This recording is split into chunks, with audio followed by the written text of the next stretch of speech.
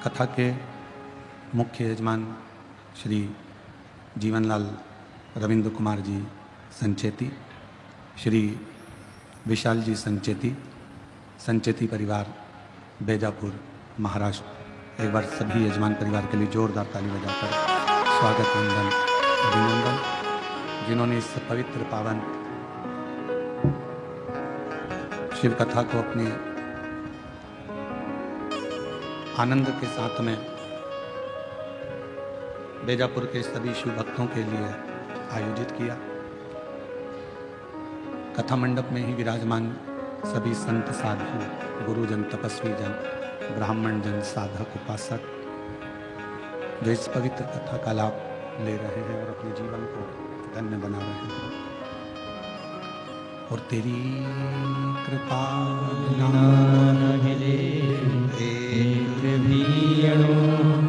लेते हैं श्वास तेरी कृपा से तनो बखान क्या करूं मैं राखों के ढेर का, चपटी भवोत में अजाना कुबेर का।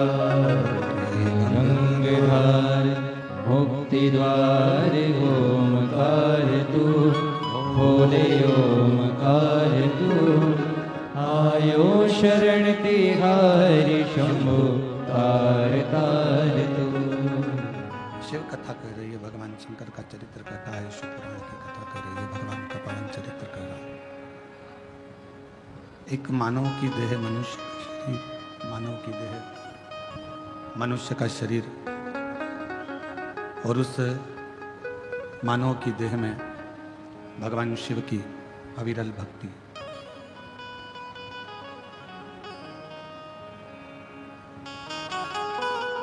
ऐसा नहीं कि मानव का शरीर नहीं मिलेगा या मानव की देह नहीं मिलेगी, फिर जन्म होगा, फिर मृत्यु होगी, फिर जन्म होगा, फिर मृत्यु होगी, और ये मानव की देह मिलती रहे। पर उस मानव की देह के मिलने पर यदि भगवान देवाधिदेव महादेव, भगवान शिव की अविरल भक्ति आप और हमको प्राप्त हो जाए, तो ये मानकर चलना कि हमारा मृत्यु लोक में जन्म लेना सार्थक हो गया और हम इस संसार सागर में, भव सागर तक पहुंचने की अपनी एक सीढ़ी बना ली।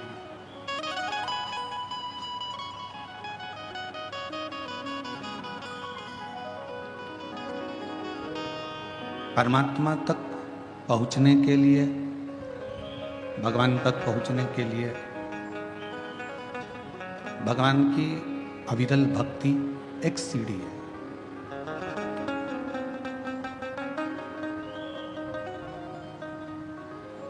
आप जिस भी देवता की आराधना करें, चाहे आप राम जी की आराधना करें, चाहे आप कृष्ण भगवान की आराधना करें, चाहे आप शिव जी की आराधना करें, चाहे आप देवी की आराधना करें, चाहे आप किसी देवता की आराधना करें, पर उन परमात्मा तक पहुंचने के लिए भक्ति, विश्वास, श्रद्धा एक सीढ़ी का काम करती है। और यदि वो विश्वास की सीढ़ी नहीं हो, भक्ति की सीढ़ी नहीं हो, भरोसा नहीं हो, तो परमात्मा तक पहुंचना भी कठिन है। छत पर पहुंचने के लिए सीढ़ी की जरूरत पड़ती है।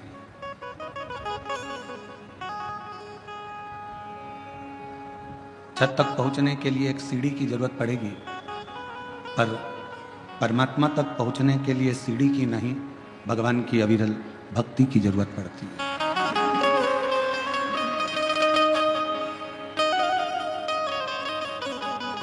यदि भक्ति अपने अंदर है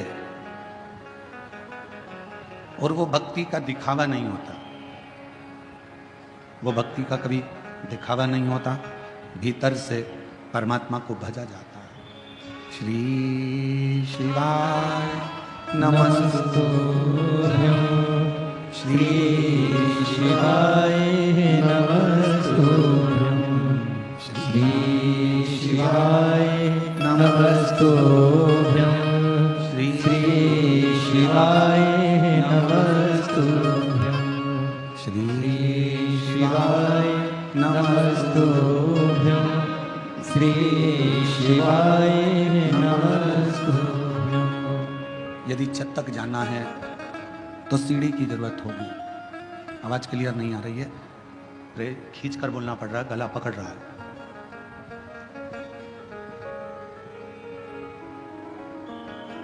छत तक जाने के लिए केवल सीढ़ी ही चाहिए,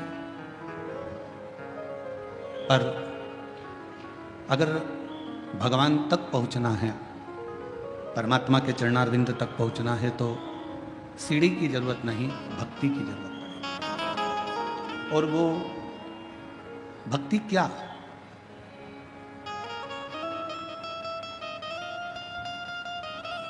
मां शबरी अम्बा जब राम जी महाराज के सामने आती हैं तो मेरे राम जी भी शबरी अम्बा को नवदा भक्ति का ज्ञान देते हैं कि प्रथम भक्ति संतन कर संगा और दूसरी रति मम कथा प्रसंग। मेरे राम जी ने मां शबरी अम्बा को सबसे पहली भक्ति कही है सत्संग करना।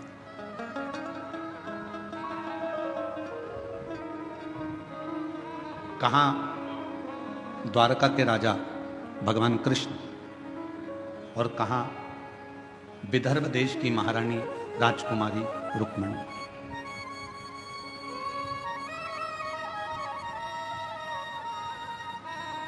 ना तो कभी रुक्मणी जी ने भगवान कृष्ण को देखा था, ना कभी रुक्मणी जी भगवान कृष्ण से मिली थी,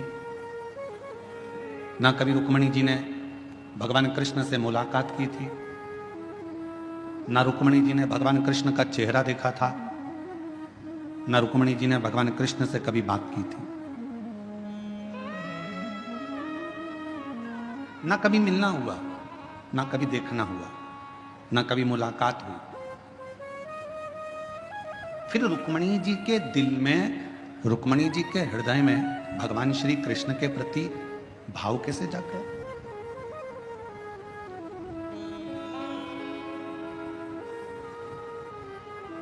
सब्जी लेने जाते हो कभी कभी? उत्तर तो जरा जम के तो बोलो, जाते हो? जाकर पूछते हो सब्जी का भाव? अरे बोलो तो।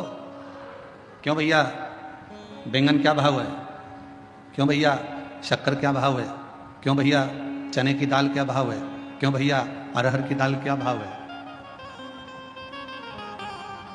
सब्जी बिना भाव के नहीं मिलती, किराना बिना भाव के नहीं मिलता, फ्रिज बिना भाव के नहीं मिलता, सोना हीरा चांदी बिना भाव के नहीं मिलती, तो भगवान बिना भाव के कैसे मिल सकते?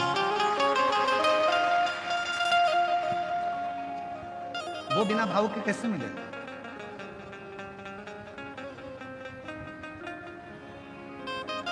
रुक्मणी जी ने भगवान को कभी नहीं देखा था, रुक्मणी जी ने भगवान कृष्ण का दर्शन भी नहीं किया।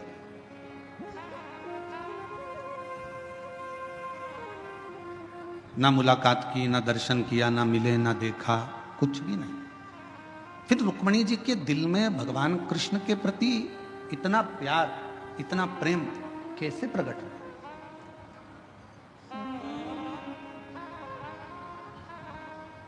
वो प्रेम प्रकट होने का कारण क्या था? तो शिव महापुराण की कथा कहती है कि रुक्मणी जी ने सत्संग किया था।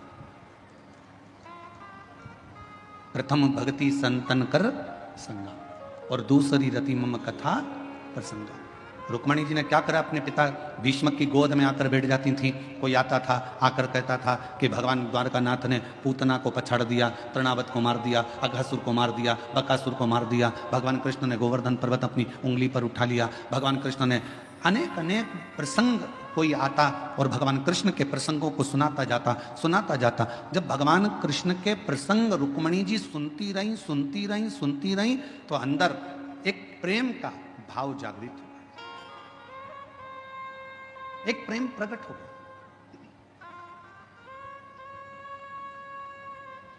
किसी व्यक्ति के बारे में आपसे अगर बार बार कहा जाए ना वो व्यक्ति ऐसा है, वो व्यक्ति ऐसा है, वो व्यक्ति ऐसा है, तो मन में भाव जागृत होगा। एक बार उससे मिले तो अपन देखें तो सही, एक बार चलो। भाव जागृत हुआ।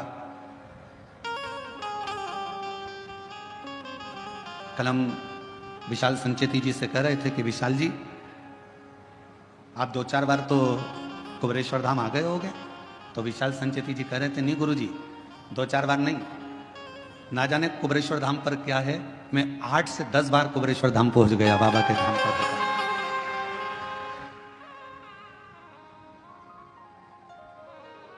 हम सुनते रहे। शिव ऐसे हैं, शिव महापुराण की कथा ऐसी है, कुबेरेश्वर धाम ऐसा है, बाबा का धाम ऐसा है। हम बार बार सुनते हैं तो हमारे मन में मिलने की एक आस जागृत हो जाती।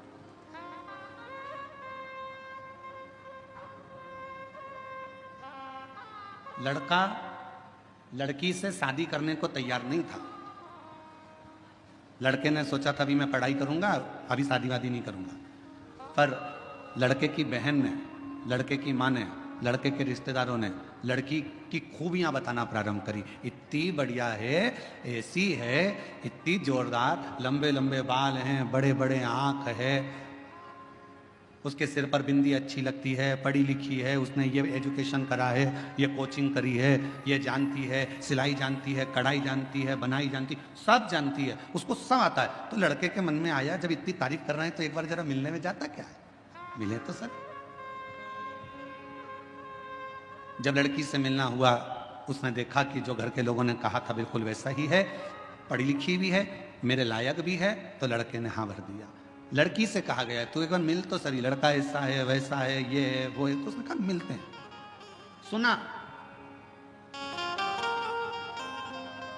सुना तो प्रेम जागृत हुआ।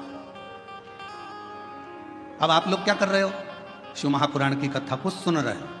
किसका चरित्र सुन रहे हो, देवादिदेव महादेव का, भगवान शंकर का। जब शिव जी का इतना चरित्र तुम बेजापुर में सुन लिए, कहीं तुम छत्रपति संभाजी नगर सुन लिए, तुम नासिक में सुन लिए, तुम मालेगांव सुन लिए, जब तुम बार बार शंकर जी का चरित्र सुनते जाओगे सुनते जाओगे सुनते जाओगे तो अंदर से उससे मिलने की तमन्ना बढ़ती चली जाएगी। एक बार जरा शंकर जी से मिलूं तो सही, कि उनकी कथा इतनी सुंदर है तो वो कितना सुंदर होगा, ये विचारणीय बात।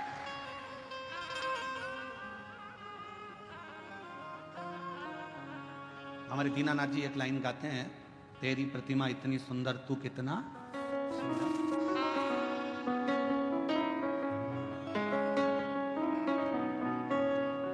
जिसकी रचना इतनी सुंदर वो कितना सुंदर होगा, वो कितना सुंदर होगा। जरा विचार करिए, उसकी केवल कथा सुनिए, केवल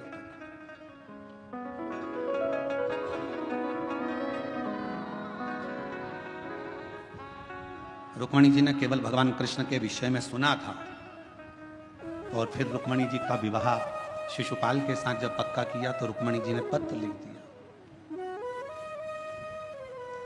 कि सतगुरु मेरो संदेश हरि से जा सुना दे, मेरी नैया अड़ी है मझे पार, गुरु जी उसे पार लगा देना। पत्र लिख दिया, पत्र लेकर ब्राह्मण देवता को भेज दिया। द्वारकाधीश के पास पत्र पहुंच गया। द्वारकानाथ ने कह दिया कि रुक्मणी जी से कह दो कि श्रृंगार करके जगदम्बा के मंदिर पहुंच जाए, मैं तुझे लेने के लिए पहुंच जाऊंगा। रुक्मणी जी ने केवल सुन रखा था, भगवान को देखा नहीं था, पत्र भेज दिया और वो पत्र के माध्यम से भगवान रुक्मणी को लेने के लिए आ गए। शिव महापुराण की कथा भी यही कहती है कि प्रथम भक्ति संतन कर संगा, दूसरी रति मम कथा प्रसंगा। ये दो भक्ति की सीढ़ियां हैं। अगर किसी ने कथा सुनना प्रारंभ कर दी और कथा सुनते सुनते अपना चित्त अपना मन भगवान में लगाना प्रारंभ कर दिया तो समझ लो कि शिव जी को मिलने में देरी नहीं होगी, भगवान शंकर जरूर।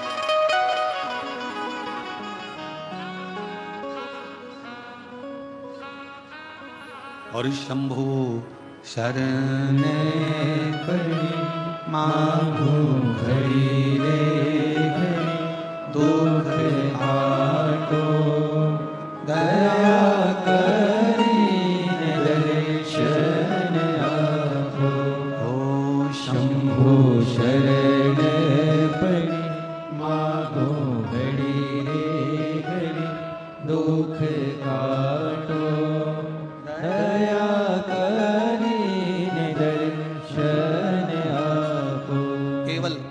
कथा को सुनते सुनते, भगवान का भजन करते करते करते करते आप उसके करीब में पहुंच गए।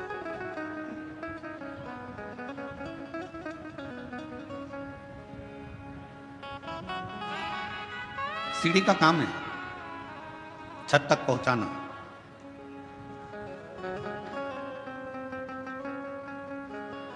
भगवान की कथा का काम है आपको भगवान के चरणारविंद तक पहुंचाना। सीढ़ी केवल आपको छत तक पहुंचाएगी, पर भगवान की कथा आपको भगवान के चरणारविंद तक पहुंचाकर ही रहेगी, परमात्मा तक।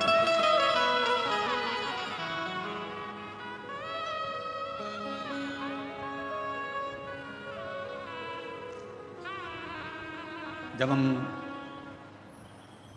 संत ज्ञानेश्वर माउली जी के यहाँ कथा करने के लिए बीड़ में आए, तो आप में से कई लोग आए होंगे बीड़ में कथा में भी। तो संत ज्ञानेश्वर माउली जी के यहाँ कथा में जब बीड़ में पहुंचे तो वहां पर एक बच्चे ने एक प्रश्न किया, और वो वहीं बीड़ का रहने वाला था।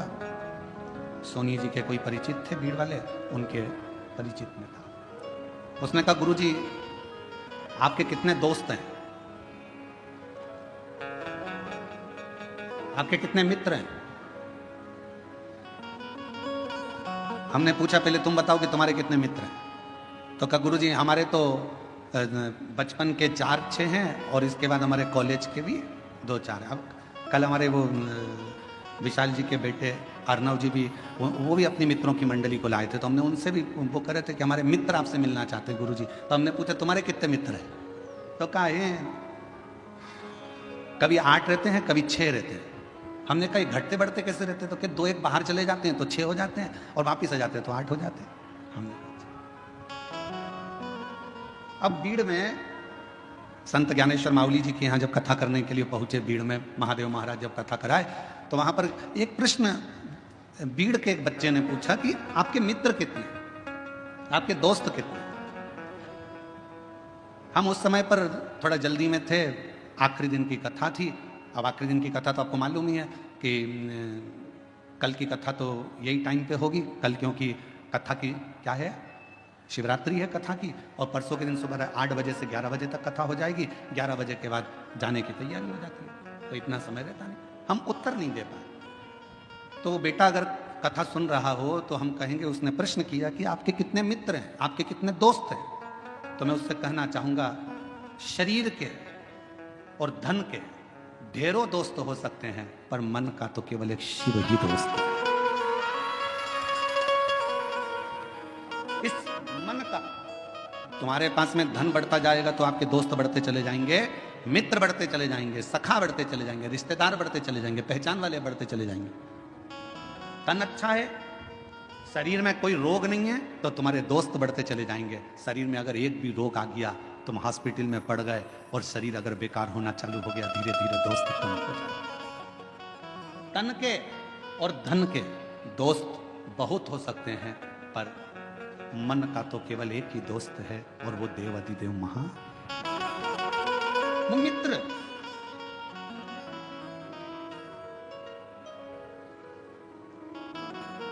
तन के और धन के दोस्त भले तुमको निभाए ना निभाए, तन का मित्र भले तुम्हें निभाए ना निभाए, धन का मित्र तुम्हें निभाए कि ना निभाए, पर मन का जो मित्र होता है, जैसे भगवान कृष्ण के मित्र थे सुदामा।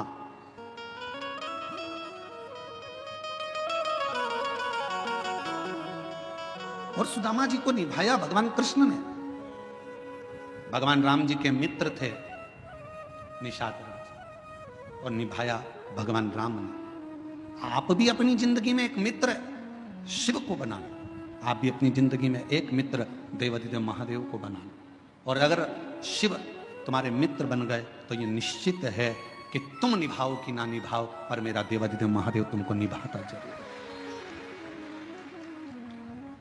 शंभु शरणे पड़े मांगो घड़ी रे घड़ी, दुख काटो दया करी दर्शन आपो। शंभु शरण पड़ी, मांगो घड़ी रे घड़ी, दुख काटो, दया करी दर्शन आपो। परमात्मा को अपना मित्र भी बना लो। कोई तो होना चाहिए जिससे आप अपने दिल की बात कर सको।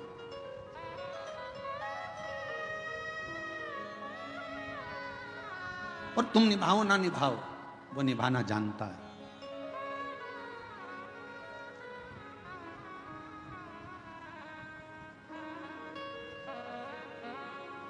मनुष्य और भगवान में क्या अंतर है?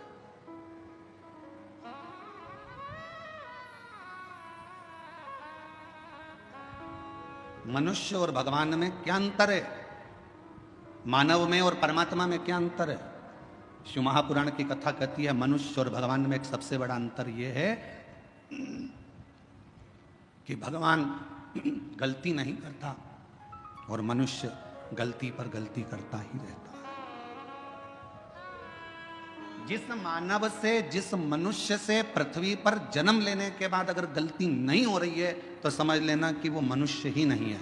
मानव का शरीर गलती का पुतला होता है। इसमें थोड़ी थोड़ी गलतियां तो जीवन में मानव के शरीर में होती ही रहती है। सास बहू को चिल्ला कर कह दे तूने फिर गलती कर दी, बहू को कह देना चाहिए मम्मी मनुष्य होना, इंसान होना तो गलती तो होगी। और आप अगर भगवान होना सासू जी तो माफ करना चालू कर दो। मैं इंसान हूं, आप भगवान हो, माफ कर दो। आप अगर भगवान हो तो माफ कर दो। और अगर आप भी इंसान हो, आप भी जब बहू बनकर आई थी, जो गलती मैं कर रही हूं आपने भी अपने बहू के जमाने में करी होगी। हो सकता है मैं सोकर लेट उठ रही हूं तो जब तुम नहीं आई थी ना मम्मी, तब तुम भी हो सकता है कि लेट उठती होगी। भगवान हो तो माफ करना सीखो। और अगर मैं जैसी हूं, मैं भी एक गलती का पुतला हूं, आप भी गलती का पुतला हो। गलती मनुष्य से होती है, मेरे से भी गलती हुई है, आपसे भी गलती हुई है, तो अपन एक जैसे हैं। इसलिए अपनी जिंदगी में परमात्मा के भरोसे छोड़ते चलो। जो गलतियां हैं वो परमात्मा माफ करता रहेगा। आप अपने जीवन को जीते चलो, जीवन जियो।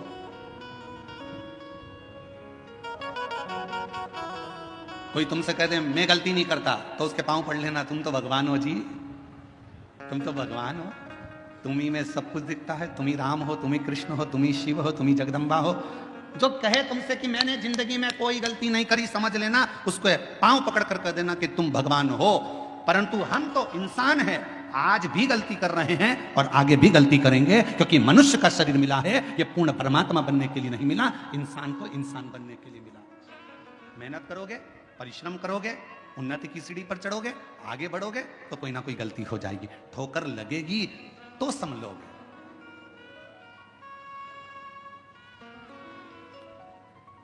अच्छा बोलो री जीजियों, ओ बेजापुर वालियों, उत्तर देना। पहले दिन तुम कथा में आगे बैठने का रास्ता ढूंढ रही थी, बोलो सही है कि गलत है? दूसरे दिन तुम्हें रास्ता ढूंढने की जरूरत पड़ी क्या? तुमको मालूम था इधर से शॉर्टकट है, खेत में से निकल के उधर से कूद के इधर से आके इधर से भराना है और यहां जाके बैठ जाए, जगह क्लियर।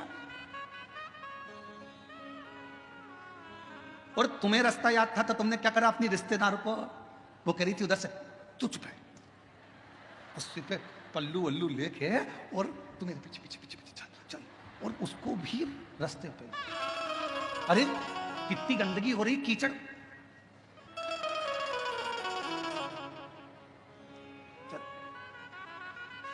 इतनी और घुमाती फिराती कीचड़ में, और उसकी भी चप्पल हो गई कीचड़ में। चप्पल को जानते चूल्हा में, तू चल। और चप्पल रख ली झोला में और कथा में आगे लाकर बिठा दिया। जब दोनों चली तो फिर सहेली ने कहा कितनी जोरदार जगह मिल गई थी ना बैठने के लिए, इतनी अच्छी जगह, ये तो सोचा ही था। अब चप्पल तो जैसी कथा पूरी हुई रोड पे निकली और निकलते सी पानी की बोतल में चप्पल घिस घुसा के तैयार करके पाँव में पहन के फिर पल्लू।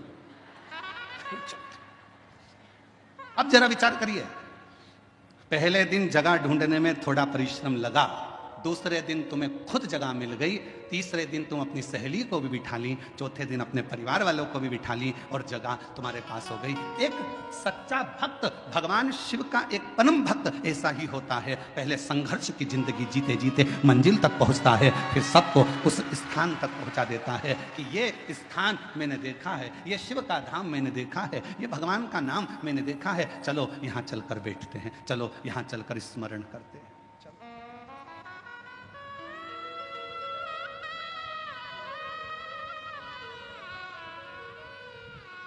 कथा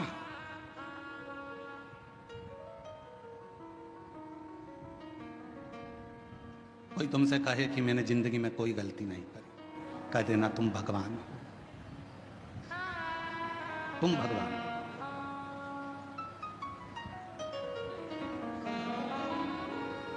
और तुम गलती नहीं करे हो, तुम भगवान हो सकते हो, पर मैं तो इंसान हूं, मनुष्य।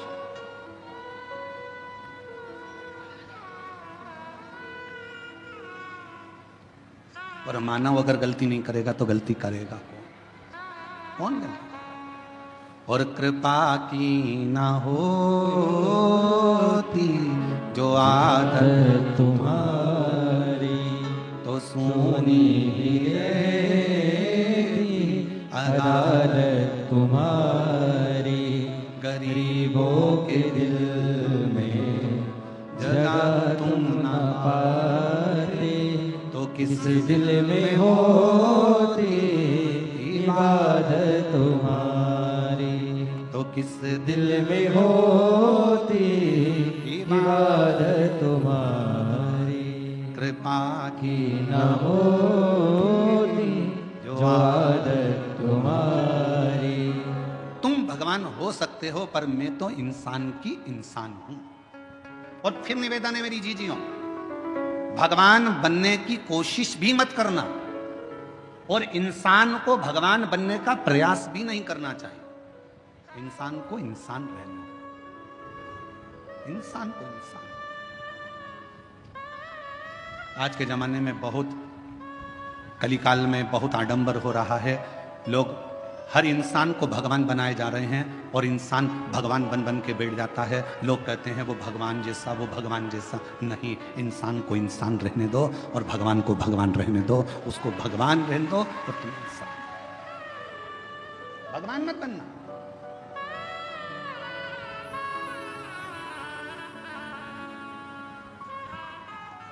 इंसान, उसे इंसान।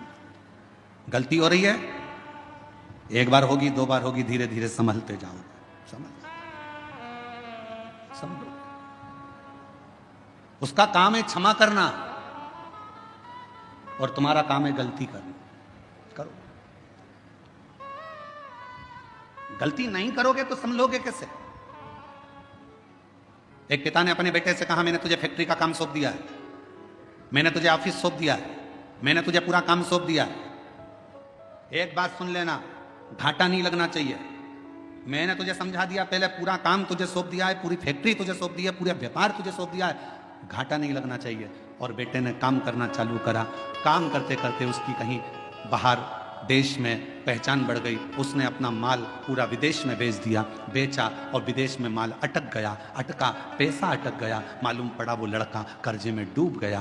बाप ने कहा, मैंने पूरी फैक्ट्री तुझे दे दी थी, मैंने पूरी कंपनी तुझे दे दी थी, मैंने तुझे पूरा ऑफिस दे दिया था और तूने कर्जे में लाकर छोड़ दिया, तूने कर्जे में लाकर डुबो दिया।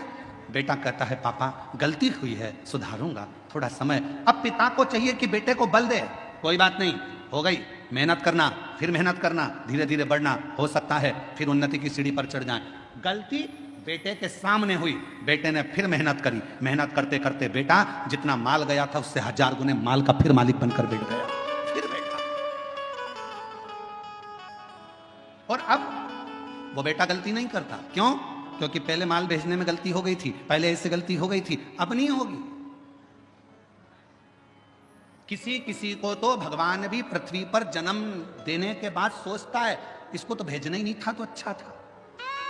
मालूम क्या था कि इतनी निंदा, इतनी बुराई, इतनी चुगली, इतने अपशब्द, इतनी गाली, इतना आड़ा टेढ़ा बोलेगी। इतना अपशब्द बोलेगा, ऐसा रहेगा, दिन भर बेकार काम करेगा, लोगों का दिल दुखाएगा, तो भगवान भी सोचता है इसको एक बार तो जन्म दे दिया, अगली बार नहीं भेजना इसको, चाहे कुछ भी हो जाए, इसको 94 तरह के नरकों में पटक देना, पर पृथ्वी पर मत भेजना इसको। इतना झूठ, इतना छल, इतना प्रपंच, इतनी गलत शब्द, इतना अपशब्द, इसको पृथ्वी पर मत भेजना। अब भेज दिया। और कृपा की न होती जो आदत तुम्हारी, तो सोनी ही रहती अदालत तुम्हारी। गरीबों के दिल में जगह तुम न पाते, तो किस दिल में होती इबादत तुम्हारी, तो किस दिल में होती इबादत तुम्हारी। हो जाए गलती, हो जाए तो कोई बात नहीं, पर भगवान नहीं बनना अपन को, अपन इंसान के इंसान। सत्संग, कथा, स्मरण भगवान के करीब में लेकर जाता।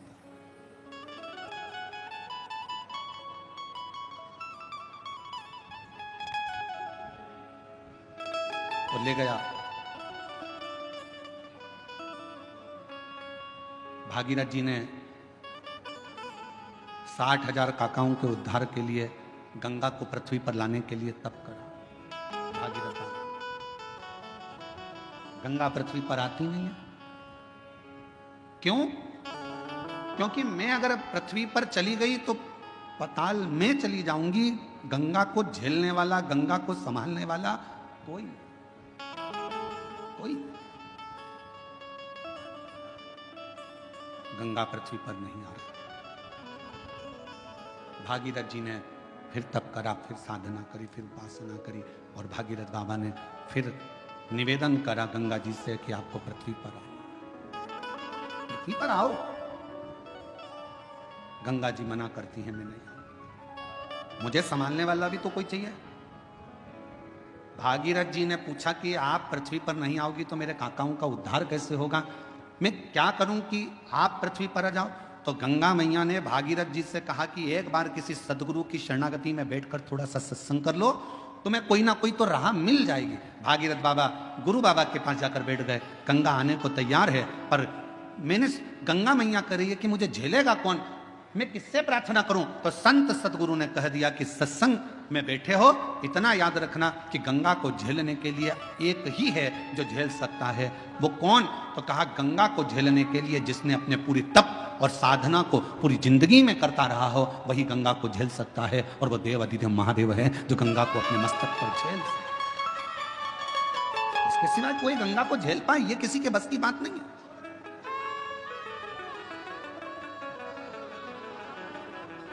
भागीरथ जी ने शिव जी की आराधना करी, बाबा भोलेनाथ जी से विनय करा।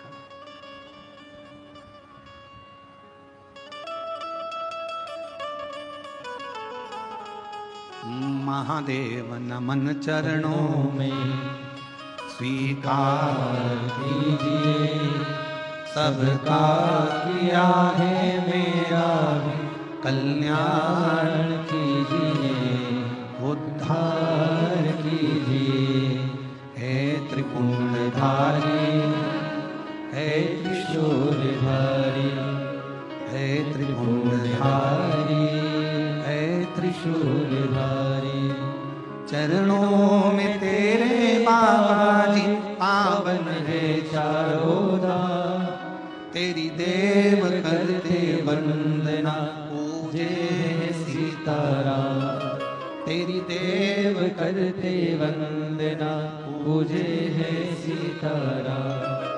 हो जाए पूरी कामना, हो जाए पूरी कामना, उपकार कीजिए, सबका किया है मेरा है उद्धार कीजिए, कल्याण कीजिए। हे त्रिपुंडधारी, हे त्रिशूलधारी, हे त्रिपुंडधारी, हे त्रिशूलधारी। आप कुछ कृपा करो। भागीरथ जी ने भगवान शिव की आराधना करना प्रारंभ करी। शिव जी के लिए अखंड तप किया भागीरथ बाबा ने, ऐसी अखंड साधना करी कि भगवान शंकर का कैलाश धाम हिल जाए, पर शिव का कैलाश नहीं हिला। भागीरथ जी ने खूब तप करा, पर शंकर भगवान का कैलाश धाम नहीं हिल पाया, हिला ही नहीं।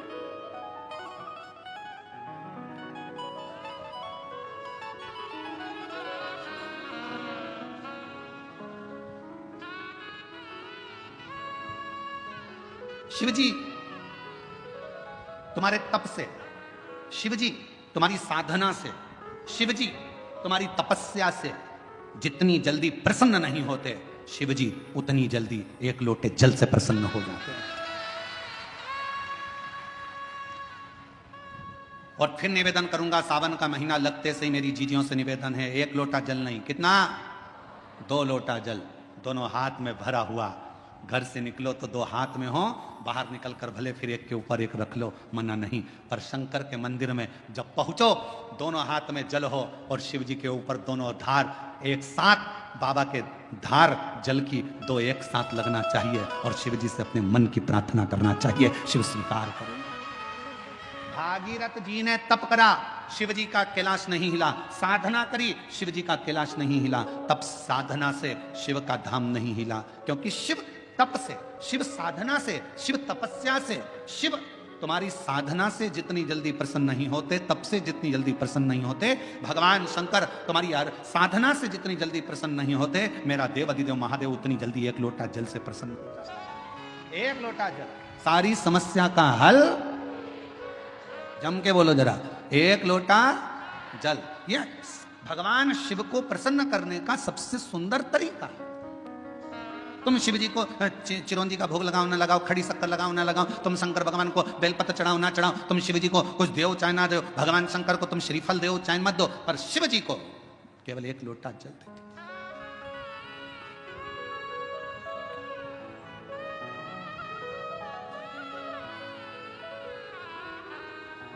छत्तीसगढ़ में एक बहन ने एक प्रश्न लिख के भेजा था कि भगवान के मंदिर में नारियल क्यों तोड़ा जाता है।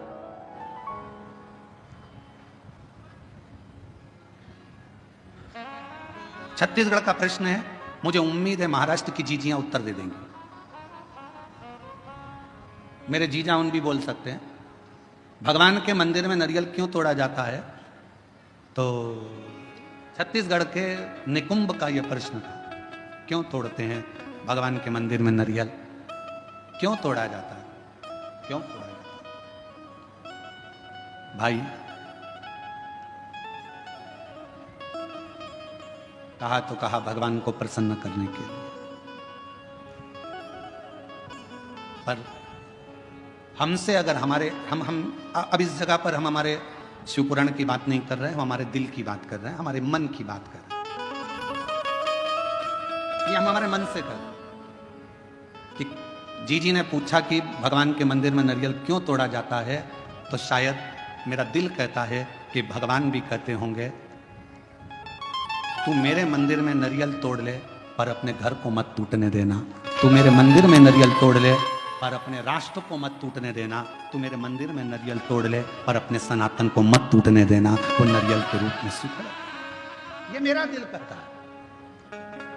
किसी को गलत लगे तो मैं क्षमा चाहता हूं इस बात के लिए, पर मेरा मन कहता है कि मेरा शिव कहता होगा, मेरे राम कहते होंगे, मेरे हनुमान कहते होंगे, मेरे भगवान कहते होंगे कि मेरे सामने तू नारियल तोड़ ले पर अपना घर मत टूटने देना, मेरे सामने तू नारियल तोड़ ले पर सनातन धर्म मत टूटने देना, मेरे सामने नारियल तोड़ ले पर हिंदू धर्म मत टूटने देना, और मेरे सामने नारियल तोड़ ले पर मेरे राष्ट्र को मत टूटने देना। मुझे स्वीकृत है।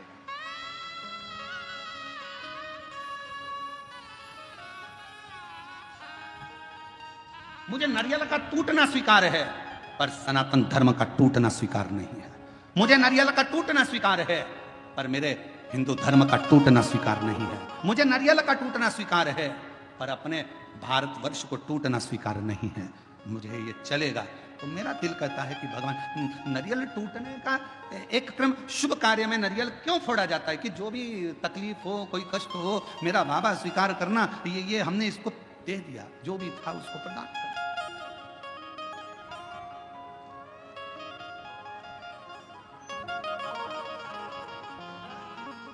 और इसीलिए शायद एक रहोगे तो सेफ रहोगे।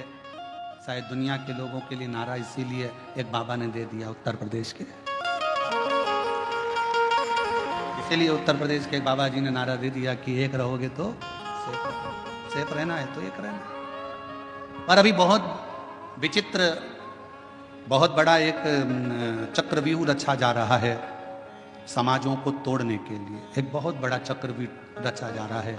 हम ये समाज के हैं, हम वो समाज के हैं, ऐसा हो गया वैसा हो गया। मेरा तो हाथ जोड़कर निवेदन है, इन सब बातों को भूल जाओ।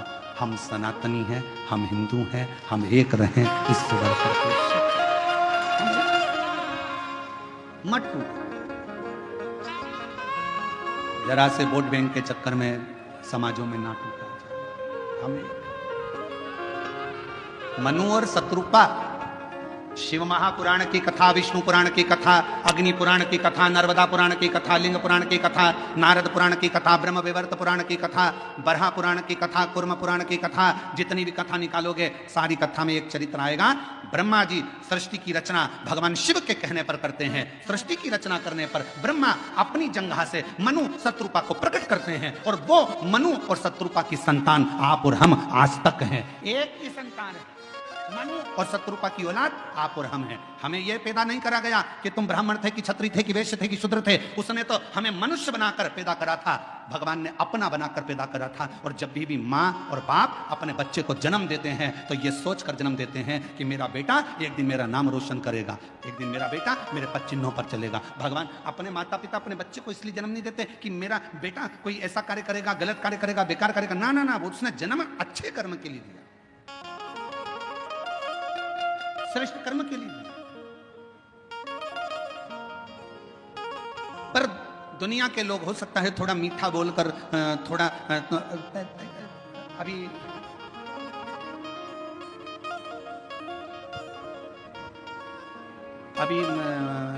बहुत अच्छे अच्छे फल आ रहे हैं बाजार में, बहुत अच्छे अच्छे आ रहे हैं।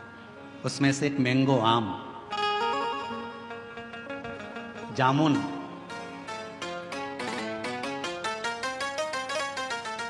केला, पपीता, बहुत अच्छे अच्छे फल आ रहे हैं। जाम, अमरूद, बहुत अच्छे फल। फल वाले के पास जाकर फल खरीदिए। फल भी हमको प्रेरणा देते हैं, फल हमको ज्ञान देते हैं। थोड़ा खट्टा फल होगा ना, अच्छा है, ले लो। ज्यादा मीठे के चक्कर में पड़ोगे ना, मीठा तो रहेगा पर फल के अंदर कीड़ा पड़ा रहेगा। फल मीठा है पर जितना मीठा फल होता है उतना अंदर से सड़ा होता है। जितना मीठा फल होता है उतना अंदर में कीड़ा होता है। इसलिए ज्यादा मीठा बोलने वालों से सावधान रहना। ये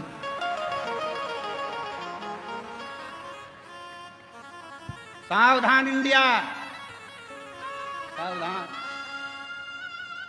पपीता, दुकान वाला कह रहा बहुत मीठा, बहुत मीठा, बहुत मीठा। तुम लेके आ गए, अंदर से सड़ा था।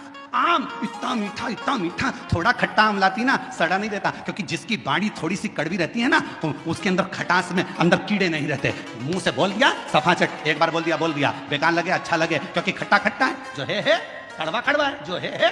पर मीठा फल अंदर कीड़ा बैठा रहता है, मीठा फल अंदर से सड़ा रहता है। इसलिए थोड़ी सावधानी रखना।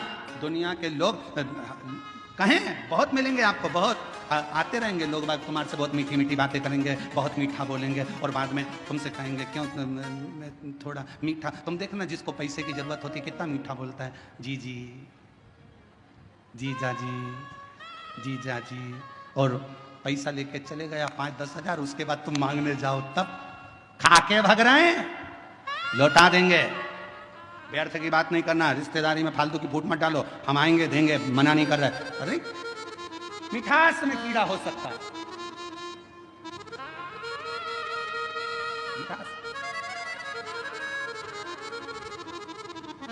पर खटास में कीड़ा नहीं हो सकता। सावधान रहें, थोड़ा सतर्क रहें। सतर्क होना जरूरी है।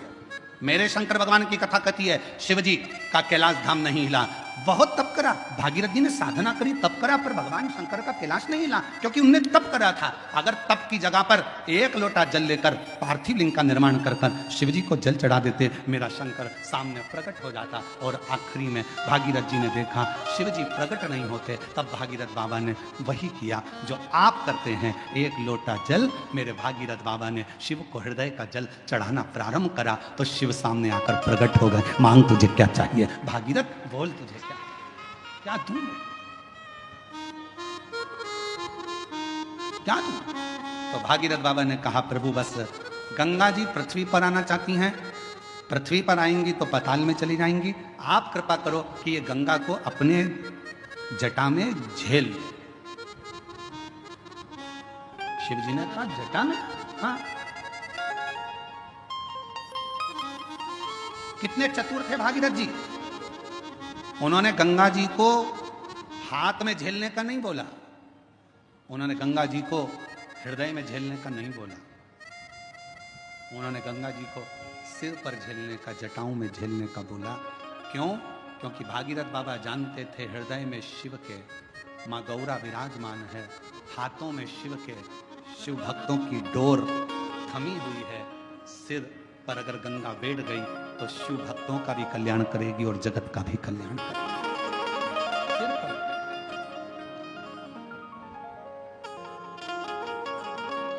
और मैया ओ गंगा मैया, मैया ओ गंगा मैया,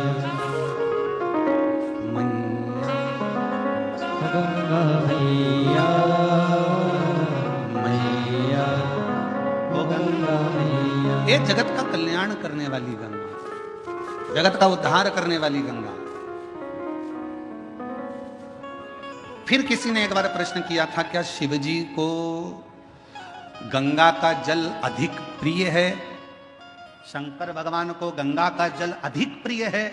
तो शिव महापुराण की कथा कहती है शंकर भगवान को तुम अपने घर का जल चढ़ा दो, शंकर भगवान को तुम्हें जो जल मिले वो चढ़ा दो, क्योंकि शंकर के ऊपर जब जल चढ़ता है, चढ़ते से ही वो जल गंगा जल बन जाता है। अलग से गंगा जल की जरूरत शिव को नहीं, शिव को अलग से गंगा जल की जरूरत नहीं। तुमने चढ़ाया वो जल अमृत बन गया। हम तो कई बार लोगों से कहते तुम्हारे बच्चे की तबीयत खराब है, तुम्हारे बच्चे को तकलीफ है, डॉक्टर को दिखाओ। तुम्हारे घर में अगर किसी को तकलीफ है, डॉक्टर को दिखाओ।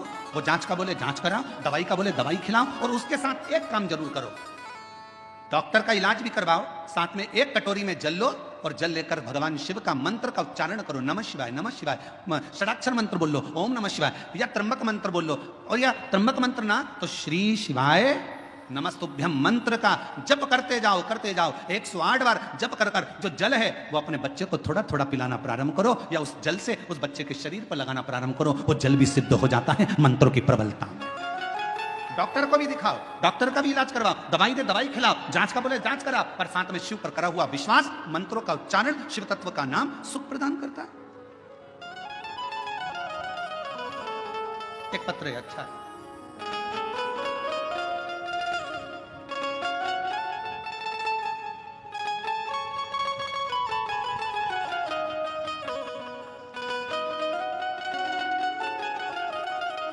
दिव्या गुलाब सिंह राजपूत, जन्म दिनांक 22/7/2008, मुकाम पोस्ट जय सिंह नगर, महाराणा प्रताप, तालुका गंगापुर, जिला छत्रपति संभाजी नगर। मोबाइल नंबर ये है। कहीं बैठी हो आप ही हैं? बच्ची आई है साथ? आ जाओ, ले आओ। मैं दिव्या राजपूत, बाबा की कृपा से मेरी जन्मजात एक बीमारी है किडनी की।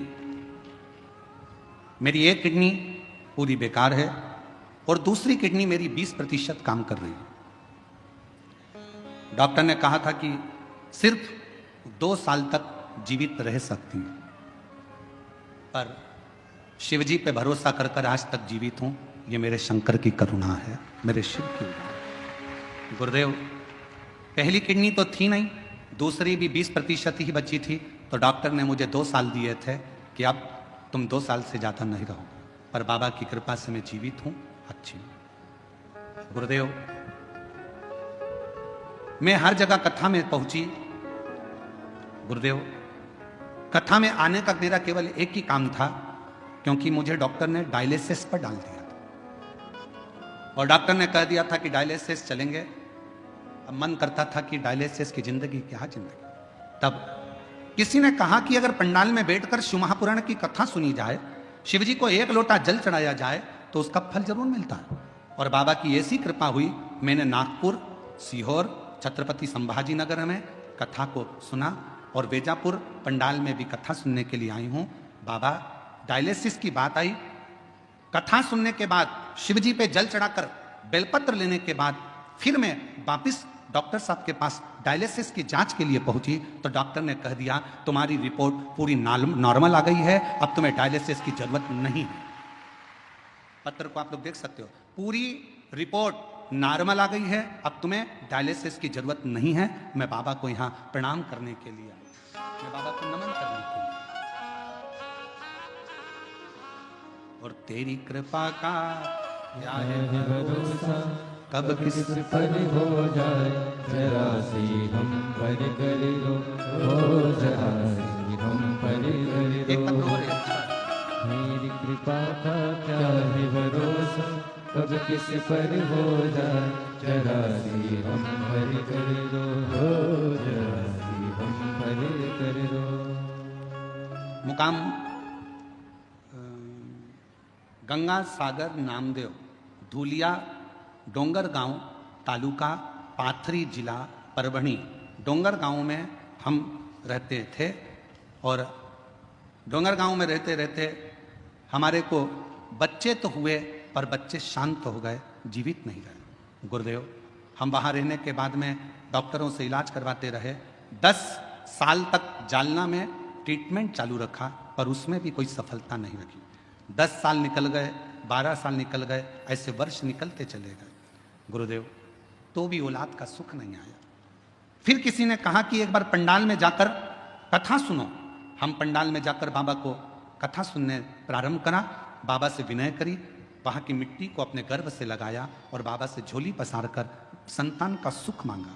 पशुपति व्रत 2 बार करे, सफेद आंकड़े की जड़ का प्रयोग 2 बार करा और बाबा ऐसी कृपा शिव जी ने कर दी कि मेरा गर्भ ठहर गया।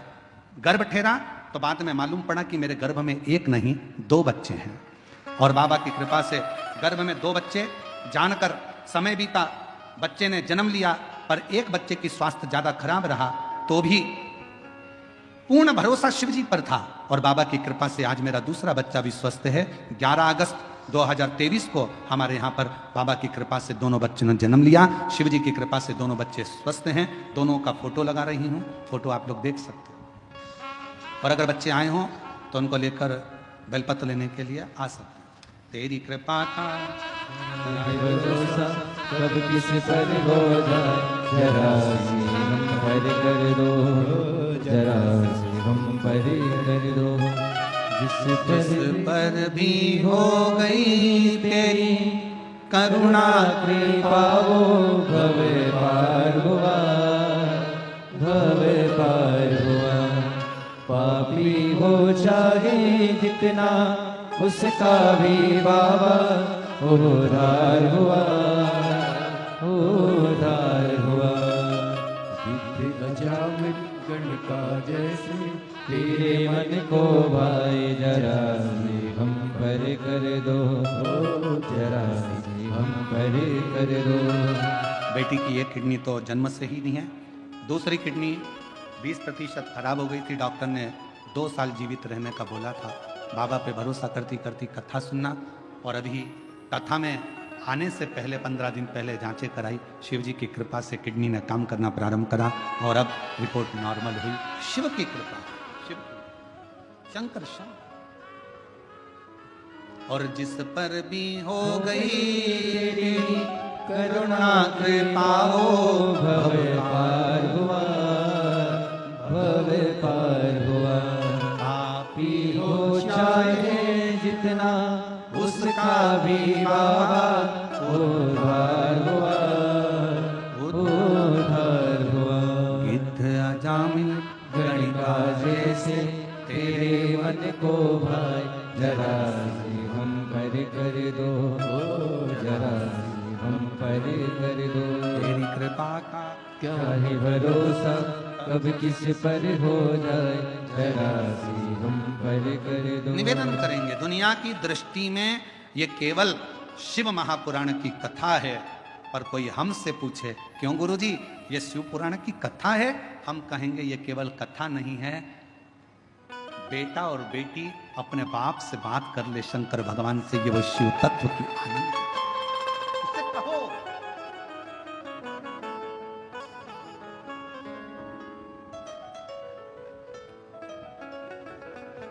आज कथा का 5वां दिन है, कल कथा 6ठे दिन की।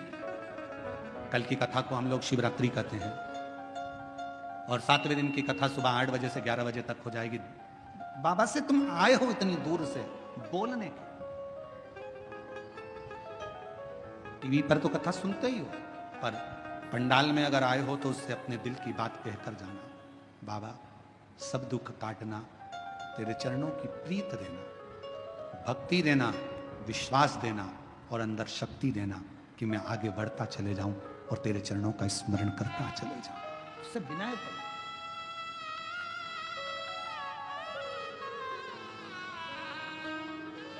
उससे विनय करो, निवेदन करो, सुने। पार्वती मैया ने भगवान शिव जी से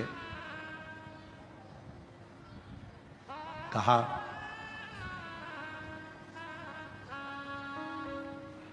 आप गंगा जी को सिर पर क्यों लिए हो, किस लिए? आप सबको मालूम होना चाहिए गंगा जी माता पार्वती जी की बड़ी बहन है।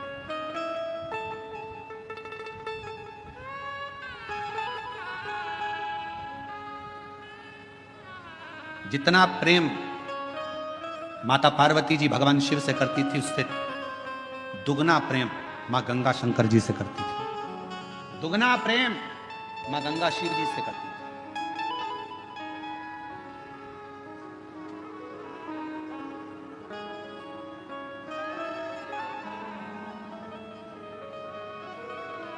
एक दिन पार्वती जी को मालूम पड़ा कि जितना स्नेह मैं करती हूँ, जितनी पूजन मैं करती हूँ, उतनी ही मेरी बड़ी बहन शिव जी से करती है, शिव जी की आराधना करती है, गंगा जी शंकर की पूजन करती है, उतनी। पार्वती जी की सहेली ने पार्वती जी से कहा कि गंगा जी तुम्हारी बड़ी बहन भी शंकर जी को पूजती हैं, पति बनाने के लिए बहुत प्रयास कर रही हैं और शिव जी को पति बनाना चाहती हैं, अनुष्ठान पर अनुष्ठान कर रही हैं, तप साधना कर रही हैं, गंगा जी बहुत पूजन पाठ कर रही हैं, स्मरण कर रही हैं। सहेलियों ने गंगा जी के लिए पार्वती जी के हृदय में कहा, तो पार्वती जी के हृदय में थोड़ी सी क्षुब्धता उत्पन्न हुई। पार्वती जी को लगा कि ये तो गंगा जी को नहीं करना चाहिए। तुम एक काम करो, कल अपन एक काम करते हैं, गंगा जी शिव जी से दूर हो जाए उसके लिए एक प्रयास करते हैं। और पार्वती जी की सहेली के कहने पर पार्वती जी की सहेली ने एक रचना रची और पार्वती जी की सहेली ने रचना रखकर कहा कि मैंने सुना है अगर कोई संत निकल कर जाते हैं और उनके ऊपर अगर पानी डाल दिया जाए, पानी का छींटा दे दिया जाए, तो संत प्रसन्न होकर वर दे देते हैं। गंगा जी ने कान लगाकर सुन लिया कि ऐसा करने से मुझे शिव मिल सकते हैं। सामने से दुर्वासा बाबा जाते हुए नजर आते, एक संत का जाना होता, गंगा जी का पानी का फेंकना होता और फेंकने पर जैसे ही जल फेंका, ऋषिवर को क्रोध आ गया और उन्होंने कह दिया, गंगा तूने एक संत का अपमान करा है, संत का अपमान।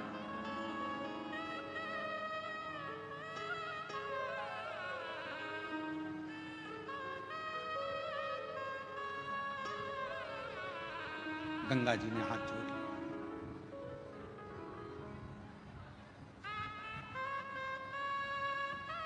चरणों में प्रणाम करती हूं, क्षमा करिए, क्षमा करिए, मैं विनय करती हूं, मुझे क्षमा करो। गंगा मैया ने क्षमा। समय आया, गंगा जी रोने लगी, आंखों से नीर बहने लगा। भगवान शिव ने जब पार्वती जी के सम्मुख में देखा, क्योंकि गंगा जी को क्रोध आ रहा था पार्वती जी पर कि पार्वती जी ने मुझे शिव जी से दूर करा, ये अपमान संतों का करवाया तो पार्वती ने करवाया, ये सोच लिया गंगा जी ने। तो गंगा जी बोली, पार्वती तूने मेरे साथ ऐसा करा, मैं तुझे श्राप देने को आतुर होती हूं, पर शिव जी ने रोका, पार्वती मेरी अर्धांगिनी बनेगी, इसको श्राप मत दो, गंगा रुको। गंगा ने कहा पर मैं भी तो आपको प्रेम करती हूं, मैं भी तो आपको स्नेह करती हूं, तो मैं भी तो चाहती हूं आपको। शिव जी कहे, गंगा तुम चिंता मत करो, मेरी जितनी संतान होगी ना गंगा, सब तुम्हारे ही जल से प्रकट होगी।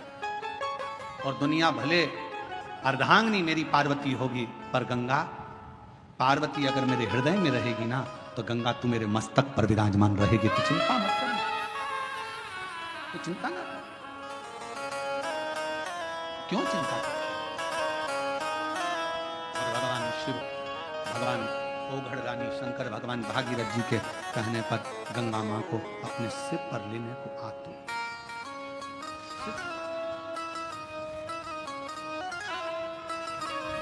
क्या नहीं देता? भागीरथ जी ने जो मांगा भागीरथ जी को दिया, लंकापति रावण ने जो मांगा वो लंकापति रावण को दिया।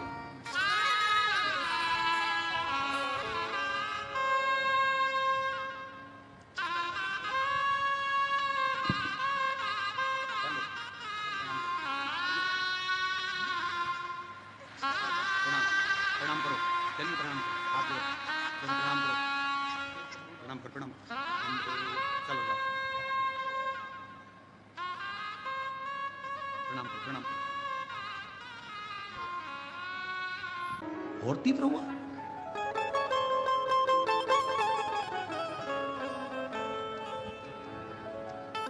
और गंगा जी का नाद एकदम जब तीव्र हुआ तो शिव जी ने फिर शीश को ऊपर करा और गंगा जी को देखा।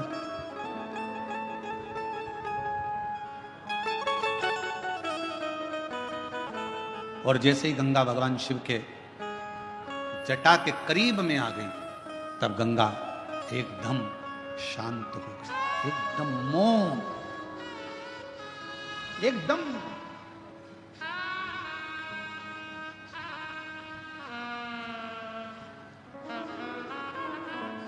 पूछा भागीरथ जी ने गंगा जी से कि तुम इतना कल कल कर कर बहकर आ रही थी, इतना तीव्र से तुम्हारी गर्जना हो रही थी, इतना तेज बहाव के साथ तुम चिल्लाती चिल्लाती गर्जना करती, भयंकर नाद करती करती आ रही थी, और शिवजी की जटा के करीब में आई और एकदम मौन हो गई। तो गंगा जी ने भागीरथ बाबा से कहा, मुझे मालूम नहीं था कि जो मुझे अपनी जटा में झेल रहा है वो कोई साधारण नहीं है। उसके करीब में जाते से ही एक मौनता धारण करने पर सब कुछ प्राप्त हो सकता है। वो शिव, वो शिव। कर्पूर गौरम करुणावतारम संसार संसारसारम भुजगेन्द्रहारम सदावसंतं हृदयारविन्दे भवं भवानी सहितं नमामि। नमः शिवाय, ओम नमः शिवाय, नमः शिवाय, ओम शिवाय। कर्पूर गौरम करुणावतारं संसारसारं भुजगेन्द्रहारं नमः शिवाय, ओम नमः शिवाय, नमः शिवाय, कर्पूर गौरम करुणावतारं संसारसारं भुजगेन्द्रहारं। मुझे क्या मालूम था कि यहाँ मौन रहने पर भी सब मिल सकता। शिव महापुराण की कथा कहती है, भगवान शंकर का चरित्र कहता है, बेलपत्र की छांव में शिव जी के शिवालय में, शमशान में 3 जगह पर अगर व्यक्ति मौन रहकर शिव को पुकारता है तो शंकर उसके ऊपर करुणा जरूर करते हैं। 3 जगह पर मौन हो जाओ। बेलपत्र की छांव में जब पहुंचो तो थोड़ी देर शांति से चुप बैठकर, अपने हाथ में माला हो तो ठीक, ना माला हो तो कर की माला हो, कर की माला भी ना हो तो घट की माला हो, भीतर से अंदर से ओम नमः शिवाय, ओम नमः शिवाय, नमः शिवाय, शिवाय ओम नमः भीतर की माला से उसको पुकारो।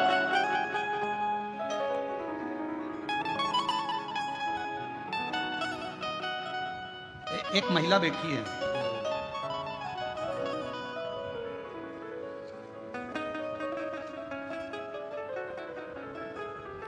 मेरा नाम गोकुल ताराचंद जी राठौड़, मुकाम पोस्ट तहसील, कन्नड़ जिला छत्रपति संभाजी नगर की रहने वाली हूँ।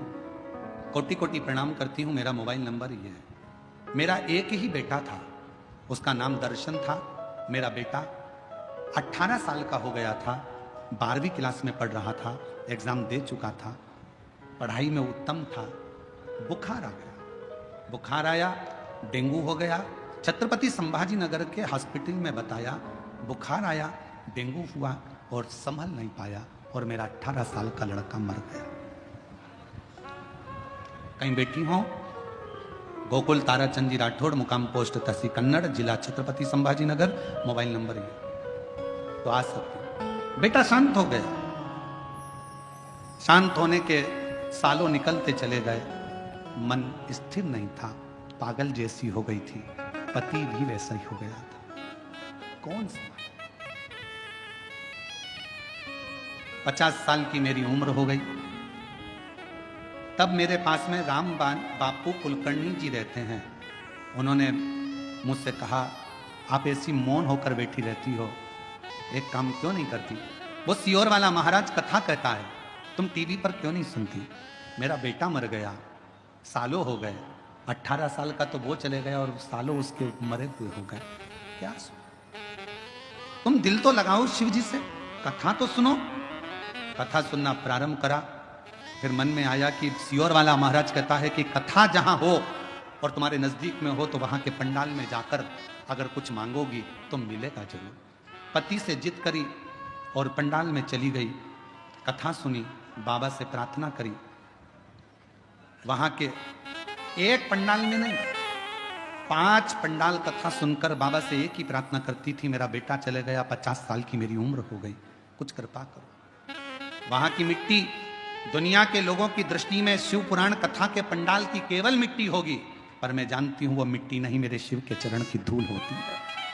बाबा के पंडाल की मिट्टी को पेट पर लगा लेती, 50 साल की उम्र, और बाबा से औलाद मांगती कि मेरा बेटा गया है, मुझे दे दे। और बाबा ने वो कृपा कर दी।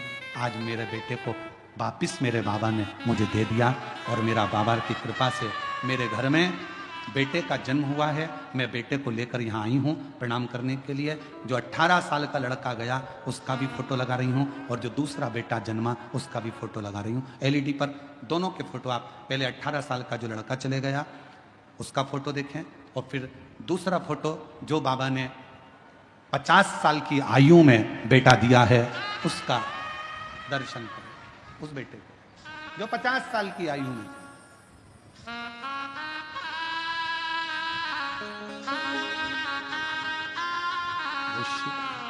शिव फूलों की कलियों में, काशी की गलियों में, तेरे बिना कुछ कहे ना, तेरे बिना भी क्या जीना हो, तेरे बिना भी क्या जीना हमारे,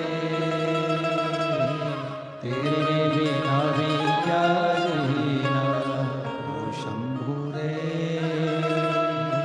तेरे बिना भी क्या जीना।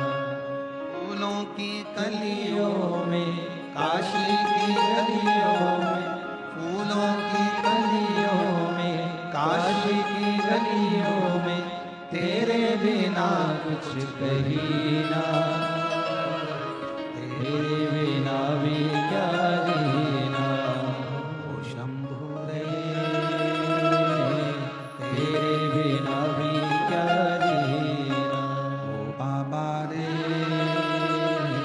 तेरे बिना भी क्या जीना। ये वार्ता वो जीजी लिख रही, मेरी उम्र 50 की, कैसे देगा वो? पर खाली ना जाता कोई दर से तुम्हारे, जो जैसा आया, जिस भाव से आया। ये कथा का पंडाल नहीं, मेरे बाबा का निज निवास है। शिव पुराण कथा में शिव जी ने तुमरुका जी की साक्षी में चंचुला देवी को वचन दिया है। चंचुला पृथ्वी पर जहां शिव महापुराण की कथा कलयुग में होगी, मैं 12 ज्योतिर्लिंग छोड़कर, कैलाश छोड़कर 7 दिन वहां निवास करूं, मैं वहां निवास करूं। और जो जैसी भावना लाया वो ऐसा ही भर पाया, नहीं खाली उसे लौटाया, वो मन ही मन हर्षाया। और कर दिया माला माल का शिवारे ने, खा दिया भंडार काशी वाले ने। कर दिया माला माल का शिवारे ने, लुटा दिया भंडार काशी वाले ने। तो जिस भावना से आया, जैसी भावना उसकी, उस भावना से शिव मिला उसको। अब इतनी लाखों की भीड़ में पंडालों में जगह नहीं है, लोग बाहर बैठे हुए हैं, गाड़ियों पर चढ़े बैठे हैं, जगह नहीं, रोडों पर बैठे हो। इतनी लाखों की भीड़ में आपके अंदर क्या है, क्यों आए हो, क्या मांगने आए हो, क्या लेने आए हो, शिव से क्या कहने आए हो, हमको थोड़ी ना मालूम, हमको नहीं। पर आप जिस भावना से आए हो, जिस भाव से तुम पहुंचे हो, शिव वो देता है।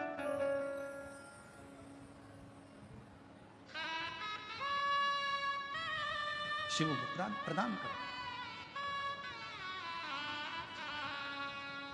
3 स्थान पर अगर मौन भी बैठे हो तो शिव देता है।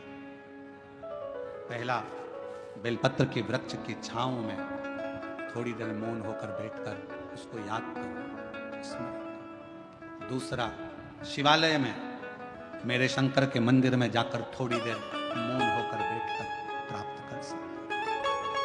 तीसरा, शमशान में अगर कोई मुर्दे को जलाने के लिए गए हो, शमशान तक पहुंचे हो, तो थोड़ी देर अगर वहां बैठने का मौका मिला है तो वहां बैठकर ठिठोली नहीं करना, हंसना नहीं, तेज बात नहीं करना, बहुत तेज चिल्लाना नहीं, मौन। मुर्दा जल रहा होगा, रिश्तेदार उसको जला रहे होंगे, तुम्हें मौका मिला है शंकर से 2 मिनट बैठकर मौन रहकर बात करने का।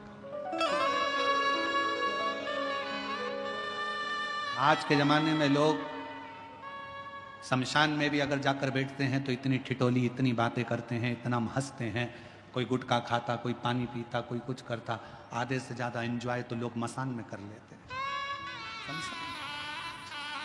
मौका मिले, सेवा करने का मौका मिले तो कथा, अगर आपके नजदीक में शिव पुराण की कथा हो रही है, सेवा करो। जैसे कई माताएं पानी की बोतल लाती हैं, कोई पाउच लाता है पानी का, कोई टॉफी लाता है, कोई बिस्कुट लाता है, कोई खाने का सामान लाता है। हम इधर रोड से आते हैं, हमने देखा कि वहाँ पर राजस्थानी माहेश्वरी समाज की ओर से स्टॉल लगा हुआ है, लोगों को कभी खिचड़ी कभी पोहा बांट रहा है। इधर तो हम गए नहीं तो हमको मालूम नहीं, 4-5 रोड है, हम कोई एक ही रोड से, जजमान हमारे को जिस रोड से ले जाते हैं वहीं से चले जाते हैं। हमने देखा और ये विश्वास कहता है, जैसे इधर राजस्थानी महेश्वरी समाज स्वल्पहार बांट रही है, तो मेरा मन कहता, मेरा विश्वास कहता है कि जितनी रोड होगी, सब रोडों पर कोई ना कोई समाज किसी ना किसी रूप में सेवा जरूर कर रही है। कहीं पे सेन समाज बैठी है तो वो कटिंग दाढ़ी फेरी कर रही है, कहीं पर कोई बैठा है, कहीं किसी रूप में बैठे हैं। मैं सारी समाजों को मैं हाथ जोड़कर नमन करता हूं आपके चरणों को कि इन पूरे भारत की भूमि पर अगर कहीं एकता देखना हो तो एक बार शिव महापुराण की कथा में आकर देखो, सारी समाज लगी है। विशाल संचेती जी तो इसको आगे कथा को लेकर आए, संचेती परिवार तो कथा लाया है, जीवन जी तो कथा लाए हैं, ये पूरा परिवार कथा को लेकर आया। संचेती परिवार, रविंद्र कुमार जी हुए, जीवन जी हुए, ये सब कथा को लेकर आए और इनकी मित्र मंडली और इनके सारे साथी इस कथा को लेकर आए हैं। और इस कथा को सबसे ज्यादा संभाल रहा है तो पूरा बेजापुर का एक बच्चा संभाल रहा है।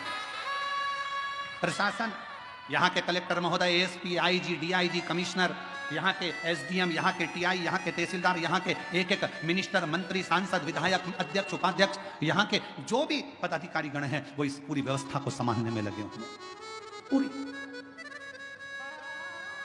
और बेजापुर की यह कथा ऐसी लग रही है और हमने देखा संचेती परिवार को, हमने इस कथा में पहली कथा है जो हमारे को देखने को मिली कि संचेती परिवार ने यहाँ पर आकर ऐसा दर्शाया नहीं कि यह केवल हमारे परिवार की कथा है। बेजापुर की कथा ऐसी लगती है कि बच्चे बच्चे की कथा है, पूरे बेजापुर की कथा।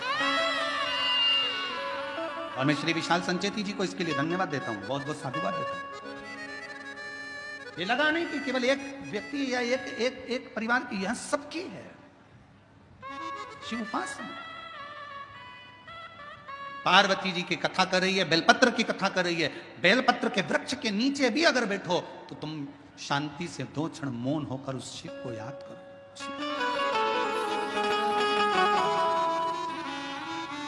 आप शंकर जी के मंदिर जा रहे हो तो उस शिव को याद करो।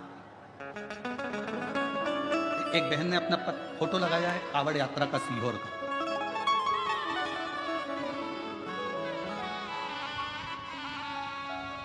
कावड़ यात्रा का उसने फोटो लगाया है बहन ने, और सीहोर की कावड़ यात्रा का फोटो उसने पूर्व का लगाया, और उसने पत्र में लिखा, मैं वैशाली दिलीप शर्मा, सुख शांति नगर बेजापुर की रहने वाली हूँ। कहीं बैठी हो तो आ सकते हैं एक बेलपत्र लेने के लिए। मैं दिलीप शर्मा, वैशाली दिलीप शर्मा, सुख शांति नगर बेजापुर की रहने वाली हूँ। मेरा मोबाइल नंबर ये है। कुबेरेश्वर धाम में कावड़ चढ़ाने का क्या फल मिलता है, कोई मुझसे पूछे। आपने मामा जी और भाई के साथ 2023 में बाबा की कावड़ चढ़ाने के लिए सीहोर आई थी। मन में अपने दोनों बेटों की उज्जवल भविष्य की कामना लेकर आई थी। आप कथा में कहते हो कि सीहोर की प्रदोष की जो कावड़ चलती है और बाबा को जो जल चढ़ाया जाता है, जो मांगा जाता है, वो मिलता है। मैं उस कावड़ में पहुंची, मैंने अपने दोनों बेटों के लिए जो जो मांगा मेरे बाबा ने उस कावड़ में मुझे दिया। मेरा बड़ा बेटा MBBS डॉक्टर बन गया और दूसरा बेटा मेरा IT इंजीनियर बन गया, और बाबा की कृपा से 1 साल के अंदर बाबा ने मुझे इतना दे दिया कि कोई कमी नहीं छोड़ी। ये सीहोर की कावड़ का एक प्रताप है। और हम तो आपको भी निमंत्रण देंगे, जितने टीवी पर कथा सुन रहे हैं, 6 अगस्त को प्रदोष के दिन की कावड़ सुबह 9 बजे बाबा की भराएगी सीहोर से। सीवन नदी, मां सीवन का जल कुबेरेश्वर धाम तक जाएगा। दिल से बाबा का कावड़ के 2 लोटे, 1 डंडा, केसरिया वस्त्र, केसरिया साड़ी, पुरुष वर्ग श्वेत वस्त्र या केसरिया वस्त्र पहनकर बोल बम बोल बम बोल बम बोलते बोलते शिव को जल दोनों हाथ से समर्पित करो। और पूरे महीने में अगर आप कभी भी सावन के महीने में सीहोर जा रहे हैं तो वहां का जल भरकर शिव को समर्पित करें। आप अगर उस कावड़ में ना आ सके तो सावन का पूरा महीना ही कावड़ का है, जब जाओ तब समर्पित करें शिव को। राजी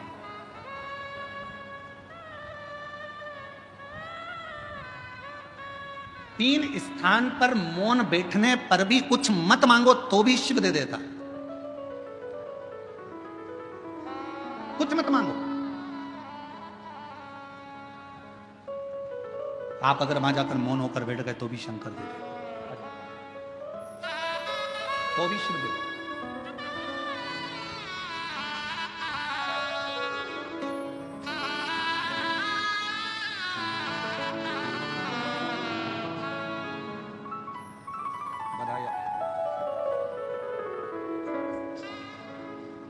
शिव तत्व की प्राप्ति क्यों ना।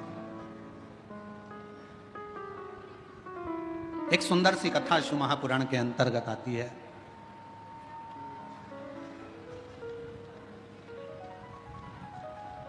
शिव कथा कहती है, मां जगतजननी जगदम्बा अंबा भवानी मां दुर्गा शिव जी के नेत्र बंद करने पर एक बालक ने जन्म ले लिया था, जिस बालक का नाम अंधकासुर हो गया। पार्वती जी ने उस बच्चे को अपनी गोदी में ले लिया। ये मेरा पुत्र है,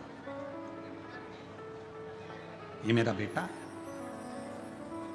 समझाया, भगवान शंकर ने बहुत समझाया कि देखो पार्वती, ये तुम्हारा पुत्र नहीं है, इसको समुद्र में डाल दो। पर पार्वती जी मानती नहीं। दुनिया में एक मां एक ऐसी होती है जिसका बेटा पेट में रहता है तो भी लात मारता है, गोदी में रहता है तो भी लात मारता है, उसके बाद भी मां अपनी पूरी जिंदगी उस बेटे की भलाई के लिए निकाल देती है। केवल जगत में, इसलिए पूरी दुनिया में मां की बराबरी परमात्मा भी नहीं कर सकता। परमात्मा से भी अगर कोई बड़ी सीढ़ी है तो वो तुम्हारी घर में रहने वाली बूढ़ी मां तुम्हारी मां है। वो सीढ़ी को पहचान।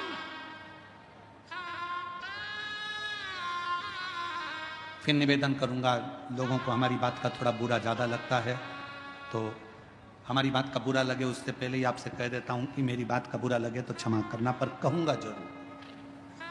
खाया बिना रह जाऊं पर बोले बिना नहीं रह सकता, इसलिए कहूंगा जरूर।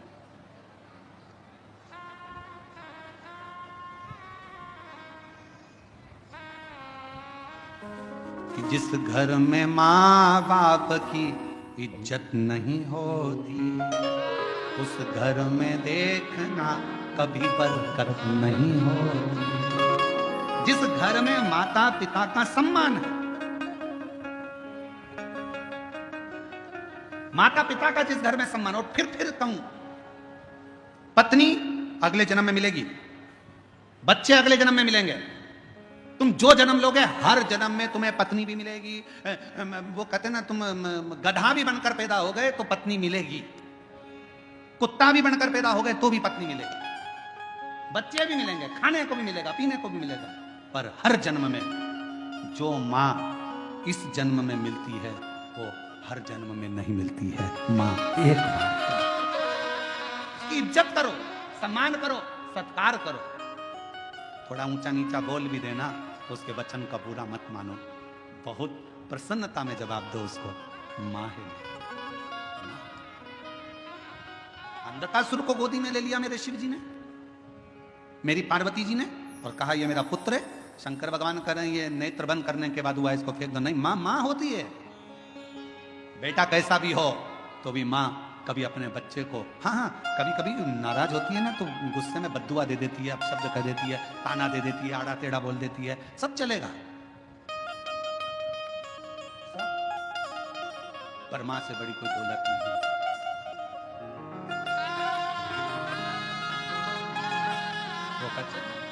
माँ बच्चों की जान होती है, माँ बच्चों की जान होती है। वो होते हैं किस्मत वाले जिनकी माँ होती है। कितनी शीतल है, कितनी है, प्यारी प्यारी ओ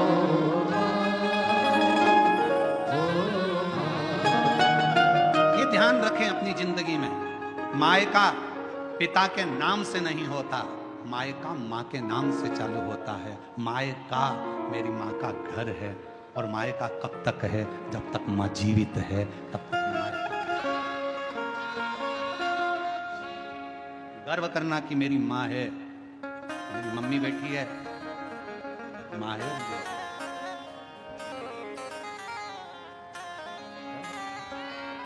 अंधकासुर को बड़ा समुद्र में डाल दिया, समुद्र में हिरण्याक्ष ने पाल पोस के बड़ा कर लिया। हिरण्याक्ष ने अंधकासुर से कह दिया तेरी कोई बाप नहीं, तेरी कोई माँ नहीं, तू पानी में बहकर आया था, मैंने तेरा पालन पोषण करा, मैंने तेरा पालन पोषण करा। हिरण्याक्ष मर गया, वराह भगवान ने उसके प्राणों को हर लिया। अंधकासुर ने ब्रह्मा जी का तप करा, वर मांगा, मैं मरूं ना, हो नहीं सकता, मरना तो पड़ेगा, तो वर दो, जिस दिन मैं अपनी मां को गलत दृष्टि से देखूं उस दिन मेरे प्राण छूटे।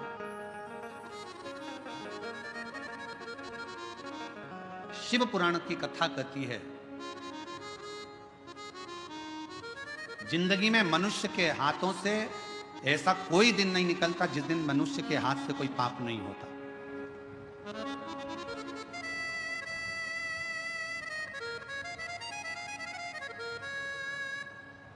ऋषभ देव जी महाराज का चरित्र श्रीमद् भागवत कथा में आता है, तो ऋषभ देव जी महाराज के चरित्र में 4 स्थान पर पाप होने का क्रम बताया।